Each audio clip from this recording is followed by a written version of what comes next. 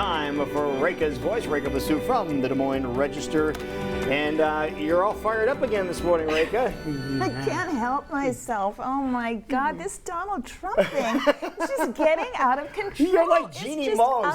You're like Jeannie Mo's. That's one of her favorite topics because it gets her all wound up. Yeah. I know. No, it's true. I mean, you can just, you'll have to shut me up and cut me off at some point because we'll run out of time. But I think that what is unfolding is really unprecedented, because here we have someone who is turning out to be a complete demagogue. He's demagoguing every group, most recently, well, babies, as we were talking about earlier. Yeah, folks have seen the clips all over news for the last 24 hours or so. I mean, is it necessary to demean a baby first, to, act like he loves the baby, and then to say, get it out of here? Is that really going to endear anyone to him? He just doesn't have any filters, but that's the least of it, quite frankly. This fight that he has taken up with this Gold Star family, the family of, what is his first name? Well, I think we know who you're talking about. Yeah, you know who I'm talking about. Yeah, I know his name, Humayun Khan. His parents obviously were speaking at the convention on Hillary, at the Democratic National Convention on Hillary Clinton's behalf, and they talked about the son who they lost in 2004, and he died. He died actually in a suicide attack and saved several of his fellow soldiers in the process. And what his parents said, and I think they're Pakistanis, maybe, I'm not sure of their national origins, but they are Muslims, and they said, if Donald Trump was president, he would never have been allowed in this country. We wouldn't have been in this country as Muslims, because he has taken to so picking on Muslim people and the Muslim faith in general.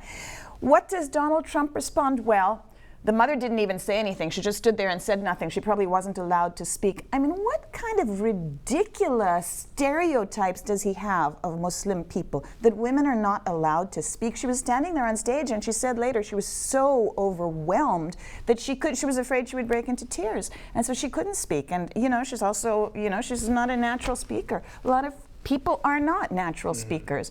So this is a fight he started by starting this whole thing, but now he needs to back off, and instead he has dug his heels in further and said things to the effect that they have no right to stand there and criticize him, because the father said, Khizr Khan said, that Trump appeared to have not read the Constitution, which it is true. He does not seem to have read the Constitution, because there can be no religious litmus test in America. And, here's a war hero, and yet he doesn't even give them that. He eventually came around and called him a hero while continuing to pummel away at this family. And I think that this actually, this issue has made a difference. I think his poll numbers have been going down in the last few days because of it. Yeah, we talked yesterday when the party scoopers were on here. We had a couple of representatives, a Republican and a Democrat representative here. The poll numbers, depending on who you talk to, were anywhere between 4% and 7%. Hillary was leading, and as of late last night, I heard it was 9%. Yeah, and actually, Nate Silver, the 538 blog, he is saying the odds are something like over 75% that Hillary is going to win this election. I mean, he's gathered all the various polls and done the statistical. So yeah, now they're putting odds on it, and they showed 3 different predictors, pollsters, whatever, who said the same thing, that basically, he's dead in the water. But what I'm interested in is, it's like the rest of the world. Okay, there are people who are Trump supporters, and I sort of get where they're coming from. They're angry, they feel disenfranchised, they feel he's speaking out for them. He's saying truths, in their view, truths about groups of people who have, taken their jobs away or whatever, or, who they feel are guilty of terrorism. So I get all of that. He's stoking those fears. What I do not get is why the Republican establishment has not come out and repudiated him, because it is really like you're standing there watching a Hitler growing and coming into power, and I don't think that's a stretch to say that. I mean, his attitude towards different groups is clearly discriminatory, and that is not constitutional. But don't you think it'd be self-destructive for the Republican Party to do something like that? They say, okay, here is our candidate for president. Now we're going to start criticizing everything he says. Well, some Republicans are breaking away from him. So Paul Ryan, John McCain, I mean, a couple of people who he has declared he's going to campaign for their opponents. He's not even going to endorse them in their re-election bids, have repudiated him. Some have said they will not vote for him. You know, members of the Bush family, Jeb Bush, they've all thoroughly repudiated him. But here in Iowa, Republicans, including the governor, including our U.S. Senator Joni Ernst, and including Congressman David Young, have all sort of tried to praise Humayun Khan for his service, but they're not dissing Donald Trump. They won't do it. And I think that is wrong. I think there comes a point of time when you have to just stand up and say the emperor has no clothes, or this is a dictator on the rise, and we cannot support him. Do you think there's anything Trump can do right now, in your mind, anything Trump can do right now to rectify that situation? I think it's bigger than him. I honestly don't. I think the problem is, Lou, that Trump doesn't know a whole lot about policy, about different countries, about governance, and he doesn't read, and he doesn't take the counsel of anyone. Does he not know about policy or protocol?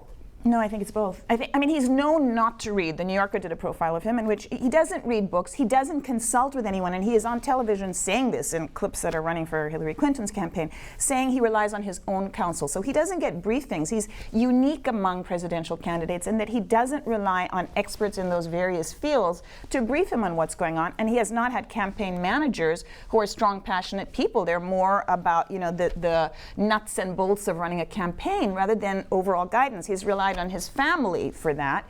But that's why people like him, because he's not following the typical establishment, which on the opposite end is what Hillary is all about. She's been in establishment very young and continues on that process, and that's what she's preaching. So you have people that are saying what's happening right now isn't working, so let's get as far away from that as possible. And it's on the Republican side. We have our candidate now. It's been declared. He's been nominated as the Republican candidate. So Republicans are going to stand behind who their choice is because they don't what's happening on the Democratic side. I think that much of what you say is true, Jackie. I also think it speaks to the failings, the shortcomings of the two-party system, where you get locked into one camp or the other. I think everybody can agree on that. Right. I won't disagree with that at all. And campaign finance and all of that. But the Register had a very strong editorial yesterday in which it called upon these Iowa Republican leaders to say no. You know, I mean, there comes a point at which you have to, even if you're a politician, search your own conscience and say, what message am I communicating to the people of Iowa or to the people of this country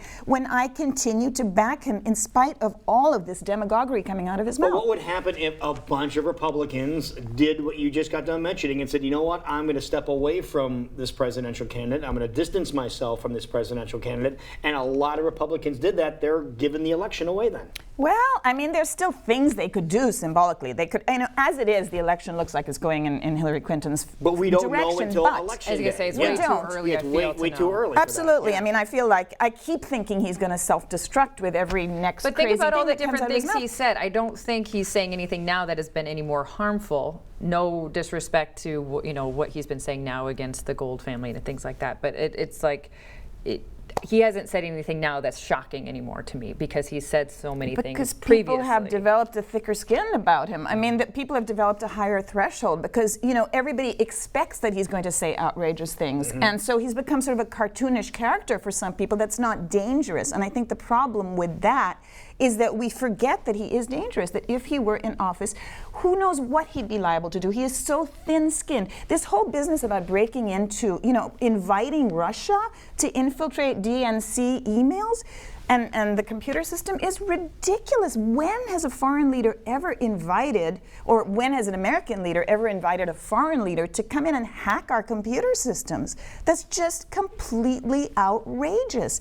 Call it for what it is. You know, what should Republicans do? I'm not there to advise them. All I'm saying is, you know, they can stage a write-in campaign. They can choose Paul Ryan or whoever and just urge Republicans to go to the polls and write his name in. He would probably do quite well, actually. But in reality, it's way too late for that. Mm-hmm. It is too late for that. But that doesn't mean people can't have a conscience or show leadership. I mean, I think actually true leadership is shown in those moments when you are willing to break from the pack and stand up and say, this is absolutely unconscionable what's taking place here, and I cannot support it. And if one leader does that, others will follow. And I think it just has to be done. I don't think Trump is an ordinary candidate. I think Trump is a really dangerous guy. I think he will harm Well, this you're right country. that he's not an ordinary candidate, and that's why so many people are following him. Are you going to be at the town hall that's here in Des Moines on Friday when I Trump's hope in so. town? You know, he doesn't let. You I should would be there. love to be there, but he doesn't allow registered reporters or Well, then you're going to columnists go as one into. of our people. Well, then. yeah, I was going to say, Can I? Yeah. you've said that before. Is that Yeah. still true, that he won't let register? Not this time around because he hasn't been in Des Moines since he got the nomination. Nice But I nomination. would love to. Can I come with you? I would love to. Okay. Deal. I'm just curious because the curiosity factor is getting to a lot of people. I think you need to be there. Absolutely. So you can witness it firsthand. I mean, I saw him at the Iowa State Fair. I followed him around with a massive crowd of people, and I saw he was quite endearing and charming, and he smiled at people and thanked them, and he seemed humble. And I would love to see him up close when he's speaking. I would love to get that perspective. So shake on it. We need to make this, I'm we going need to in make with this you. happen. We need to make this happen. You Okay. guys are my witness. Okay, He's going to okay. take me in. Now, are you willing to come in I and have a talk date with about Rekha. Hillary Okay. Clinton and how people are feeling about her with not having the trust value there and things like that to kind of Sure. show the other side of the. I mean, I don't. So, okay. Let me just say I mean, this. I know we don't have time right now, but I mean, would Yeah. you be willing to come in and talk I'm about the absolutely other willing side to as do well? that, but I think that there is a problem of parallelism that we seem to practice in the media, which is to assume if we're going to say bad things about Trump, we should say an equal number of bad things about Hillary Clinton. And I don't think there is an equal number of bad things to be said. Hillary Clinton has definitely made her mistakes, and there is a big trust factor. Well, a there's lot some of people Republicans don't. out there that will give you a hand, I guarantee. Invite them on. Okay, so they can come and give you a hand, okay? All right. Sounds good. Great All right, conversation, Folks, we will thanks. be right back. It is 8:51. You're watching CW Iowa Live in West Des Moines.